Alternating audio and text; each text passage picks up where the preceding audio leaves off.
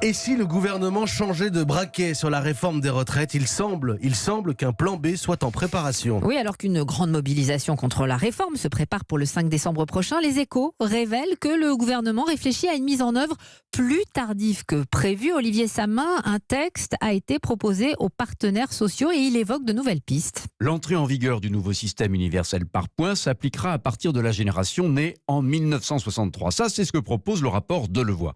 Et ça reste le scénario privilégié par le gouvernement. Mais le document évoque noir sur blanc deux autres options qui, précise-t-il, sont soumises à concertation. Première option, mettre en œuvre le système universel à compter de générations postérieures, plus éloignées de l'âge de la retraite, sous-entendu des générations plus jeunes que celles nées en 1963. Deuxième option, qui elle repousserait encore plus loin l'entrée en vigueur du nouveau système, appliquer la réforme seulement aux nouveaux entrants sur le marché du travail. En clair, ceux qui démarreront leur vie professionnelle en 2025. Le 12 septembre dernier, dans un discours devant les partenaires sociaux, Édouard Philippe avait entrouvert ces pistes. Il avait cité la génération 1963 comme celle pouvant être concernée au plus tôt par la réforme. Et il avait enfoncé le clou quelques phrases plus loin. Peut-être le nouveau système ne devra-t-il s'appliquer pour certains régimes qu'à des personnes plus jeunes et plus éloignées de la retraite.